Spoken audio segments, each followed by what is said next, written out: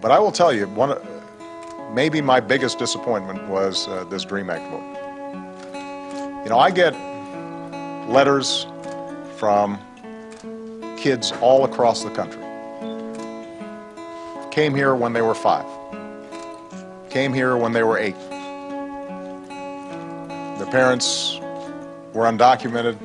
The kids didn't know. Kids are going to school like any other American kid.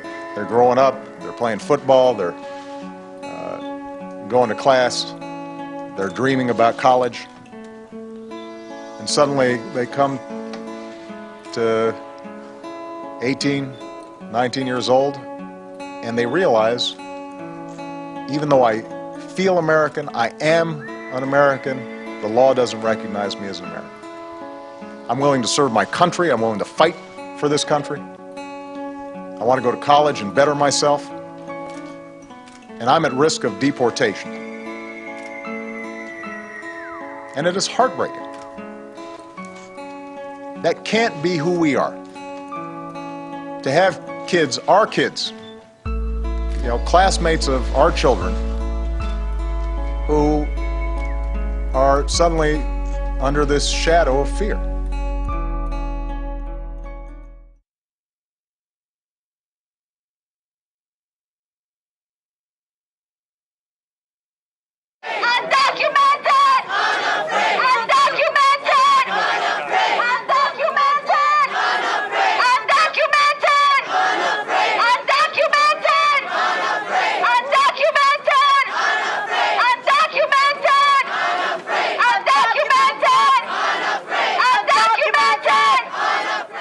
Yeah, so for Dream Activist PA, my sister is the co-founder of the chapter here. So there is a national, DreamActivist.org is a national kind of organization that got everything started. So we first started organizing for the DREAM Act, and what the DREAM Act would do is it would give undocumented youth a pathway to legalization, but you have to meet like a lot of requirements. Like, for example, you have to come to this country before you were 15 or 16. It kind of changes. You have to have been living here for 5 consecutive years, have good moral character or no criminal record, and graduated from high school in the United States. And so we first started pushing for this bill, but then we kind of realized that it was a larger fight. So our mission basically right now is to come out of the shadows. So we come out of the shadows in whichever way, like to a friend.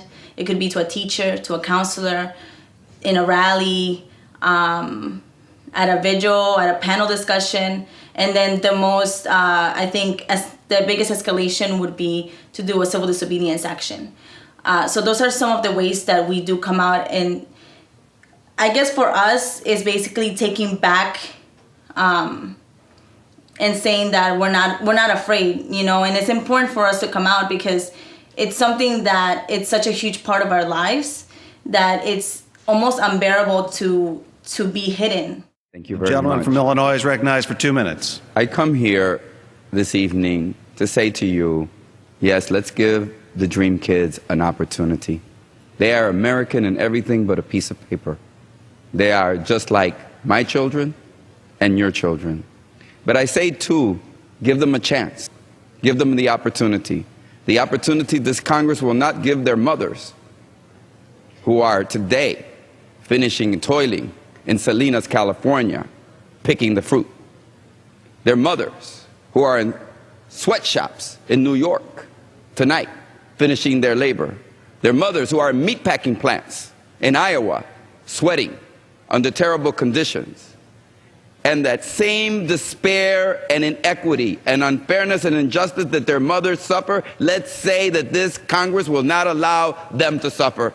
Let's say that their work, their sweat, and their toil will be responded to by this Congress by saying their children will not suffer the consequences of an inaction and unfairness of our immigration system. We know that there are millions of undocumented workers, their parents, who work and sweat and toil every day to make this nation a greater. They were wrong about the Irish. They were wrong about the Italians. They've been wrong about immigrants in the past, and they're wrong about the immigrants today and these children of immigrants. Let this Congress stand as it has stood before for immigrants. My parents, they worked a lot of hours, and they would tell us to just not even be really that close to people that lived here because of our status. So like you can't like trust anybody, because then one day they could hate you and then the next day you'll be deported. So they taught us not to be close to anybody. They didn't have any close friends for a really long time. So we were basically like in our, school, home, and they just encouraged that we don't get close to anybody. But I was also going through a lot of changes, so then I would want to go out, and then I rebelled against their home structure. So I would question everything. Like I question like sexuality, I question religion, I question everything that they would throw at me, I would question. When I was 15, like I was going through a lot of changes, and then I was also like really deep into like just like drinking. So I would like abuse alcohol, I abused drugs, I was anorexic as well as bulimic. So I was going through like all of these body changes, and not only that, but then I knew that I was undocumented, but then again, like I didn't fully understand what that meant. As I was growing up, I became bilingual, so I understood what people were saying behind our backs when we walked behind the supermarket. And people would say, oh, look at those wetbacks, look at them doing that. And I heard that. I could understand that.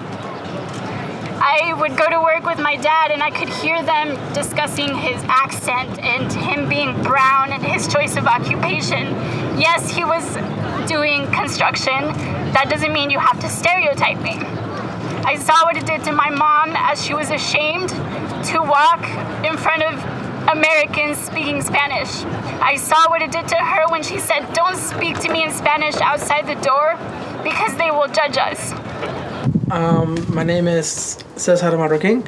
I was born in Lima, Peru in 1990, and I came to the United States when I was 9 years old with my two sisters and my mom and dad. We came here on October 15th, 2000, and have been living here in Philadelphia for over probably 9 years now. And right now what I do is I mostly just organize with Dream Activists Pennsylvania, which is a undocumented youth-led grassroots organization based here in Philly that advocates for like the rights for undocumented youth and undocumented parents.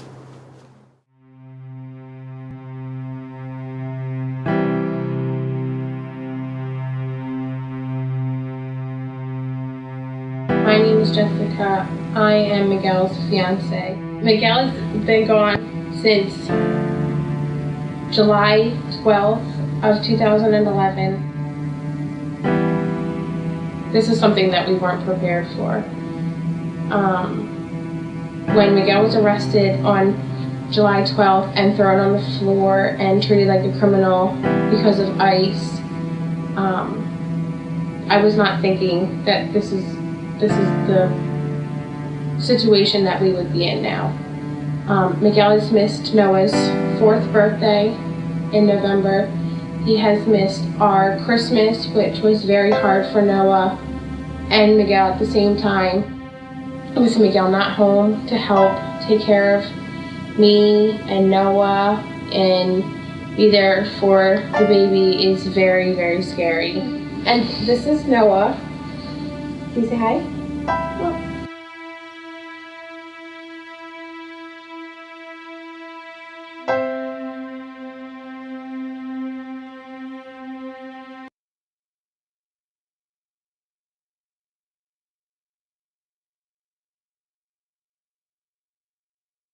So right now, Dream Activists PA is working on Miguel's campaign, and we are going to be having a rally at Love Park, and we're going to be marching to ICE. And this action will essentially be to bring Miguel home. So a lot of undocumented youth are going to be coming out of the shadows there, and there's always a risk with people coming out as undocumented.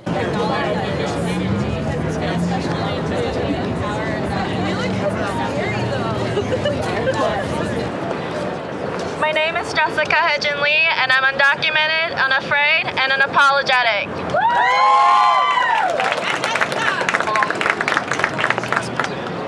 It rips my heart when I think about my sister, a high school senior, who must have gone through so many obstacles and emotional struggles that I have gone through. When I think about my friend who had been raped but could not report to the police or share with her friends or family due to the risk of deportation. And the most overwhelming part is that these are not the stories of just a few people. These are resonating stories of 12 million undocumented Americans. I love immigrants. They built this country. It's illegal immigrants that I have a problem with, those who sneak in the back door when they hope nobody's looking. I feel the same way about laws, quite frankly. There is so much bullcrap in the DREAM Act, I don't even know where to start shoveling. For starters, supporters of this act obviously care much more about illegal immigrants and their special interest groups than they do about you and me, American citizens. It's legislation that would have allowed millions of illegal immigrants to get away with breaking the law and staying here in the United States legally. We, the people, said, I believe the phrase was, no way, Jose. It paves the way for illegal immigrant minors to get a green card for both themselves and their family. It's an incentive for illegal aliens to continue manipulating and abusing the system, and there's no sunset in it. My message to the youth, if you're out there listening, is to not be afraid anymore and to come out of the shadows. I used to be afraid, and I'm taking a stand right now for the whole community. And it's scary to come out, and we have to take that fear out. And you have to come out as undocumented and afraid, and empower other youth and empower your community and take back your humanity. I want to let you know that you're not alone, that there are millions of undocumented youth out there, and I'm here to let you know that we're standing up together, and you should also take a stand for your rights and for your family and for your community, and you should come out and be undocumented and unafraid and take away that fear that we've held for a very, very long time. Undocumented! Unafraid! Undocumented! Unafraid! Education, not deportation! Education, not deportation! Education, not deportation! Education, not deportation! Undocumented! Unafraid! Undocumented! Unafraid! Undocumented! Unafraid! Undocumented! Unafraid! Undocumented! Unafraid! No justice! No peace! No justice! No peace! No justice! No peace! Hi everyone. As I said earlier, my name is Tanya Titus. I am undocumented, unafraid, unapologetic. Tess and I went inside the ICE building today to demand that Miguel be released from detention. He has been in detention for over 8 months. He did not get to see the birth of his second son, Isaac, and we believe that regardless of his immigration status, he should be treated as a human being. We have human rights, and we will sit here until we get a response from inside the building. People are just really, really scared, and it's scary. It's scary because it's like without status, it's not only that you're deported, like you just can't come back. And a lot of people also live in like mixed status families. So like their kids may have documents, but the parents don't. So what do the kids do when their parents are deported? So it just kind of goes both ways. Like it's not only people going back, but it's people living here now that are separated from their children too. It's the same thing with like my parents. Like my mom left her mom. She had siblings over there. And she was separated from the people that she loves. So undocumented people, parents living here, children living here, and then their loved ones living in another country, you can't see them. And then, the years pass and, my grandma could die tomorrow and then I won't be able to see her. So, sorry. Damn it, I hate crying.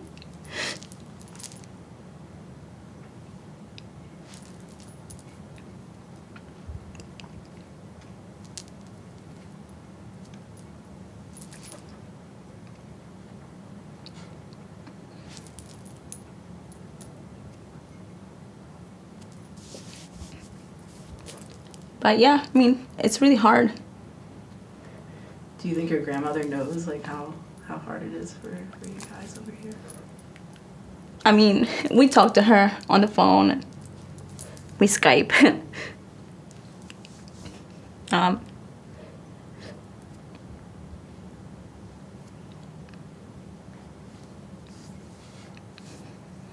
I think it's hard for them too. It's been so many years that life goes on, and it's something that like you can't really change, you can't help. So I think the years pass and you just kind of like get used to not seeing them.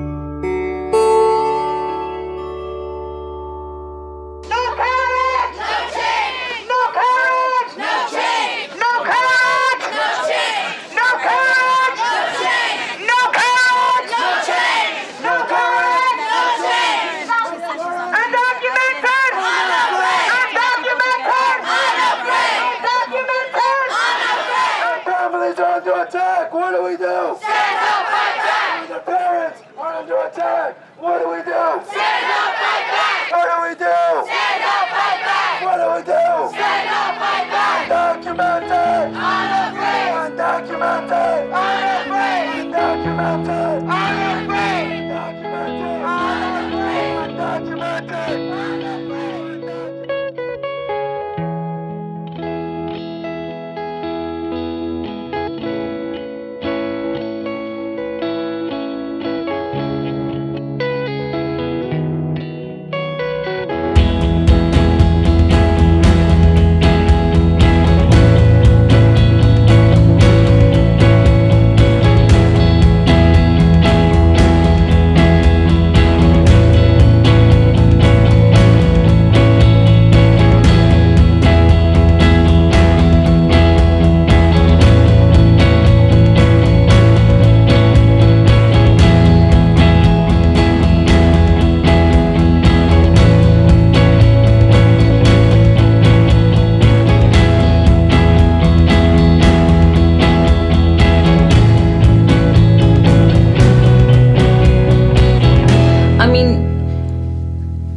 We wanted a response from them, and that is essentially the reason why Tanya and Jessica were arrested, because we didn't get that response. And they said, we are going to stay here until we get the response from inside the building, like you heard Tanya say. We live through that every day, like fear of being arrested, and then through civil disobedience, you're willingly facing that fear. So the goal for the rally was to, build support around Miguel Garcia, who is an undocumented youth, 24 years old, that is detained in York, Pennsylvania. And he's been in there for like over 8 months. He has a fiance, 2 kids, one, Isaac, that was just born like 3 weeks ago. And he's had to spend Christmas in the detention centers. He has to spend his birthday. So it was just to build that support around him, to let the community know that Miguel is in there. And to, we have to push to get him out real fast. And also, the message was also to come out of the shadows, to not be afraid to, do direct action, which is what Dream Activists Pennsylvania and all the national groups are going to push forward now. We're not going to be afraid to, face the biggest fear, that our community is afraid of, which is, getting arrested, detention centers, and getting deported. So, we're going right at it, and, we're not afraid anymore. So I think there needs to be something more, something that would really bring more justice towards the community, but I think it's gonna be a really long road. I think that just coming out, sharing my stories a few times, and it just kind of showed me that there are other people out there that are in the same situation I am, that are just like me, that are going through the same struggles, and like we can connect that way. I'm okay, you know, like it's not okay, but I love myself the way I am because I can't change my status. Coming out was a huge step for me, and then going past things that would like harm me was huge too, like letting go of like what I did in high school and things like that is huge to me. Being healthy, being happy. And then I'm also proud of being a leader too. Like I consider myself a leader. So I know that I have a lot of strength within me, and I don't know, it just makes me happy to feel like that. So my name is Fernanda Marroquin. I came to this country back in 2000. My parents brought me here because they couldn't maintain us in school, and they basically gave up everything they had to give us a better future. I'm from Pennsylvania, and even in Pennsylvania, we have a lot of fear within our communities, and we have people like living in constant like shame. I want you to know that you're not alone, and that we're here for you, and that it's time for all of us to come together, and it's time for us to take a stand, and to take a stand for our human rights, for our dignity, for our families, for our communities, and to fight back, and you know, don't be afraid. It's time to drop that fear and to really take a stand for ourselves. My name is Fernanda Marroquin. I am undocumented, I'm unafraid, and I'm unapologetic. And it's time for us to come out of the shadows. My name is Viridiana Hernandez. Jocio Sanchez. Marta Vázquez. Jaime Limón Guzmán. Cynthia Perez. Diana Bled Mordel. Hugo Sanchez. David Lemos. Juhan. Jessica Jin Lee. Miriam Vázquez. Jesus Barrios. Salma.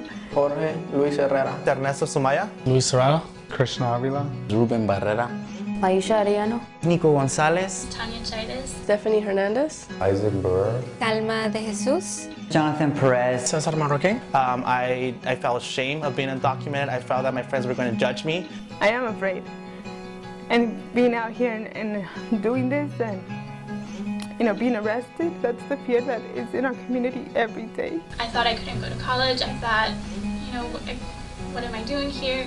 Why did my parents bring me here? It was always in the back of my mind, you know, like the fact that I wasn't really considered a whole person anymore. It's not until you share your story that it makes an impact. Definitely don't be afraid, because you have so much power as an individual, as a person, as a human being. We can get a lot done if we're united and together. We have lived in the shadows for too long.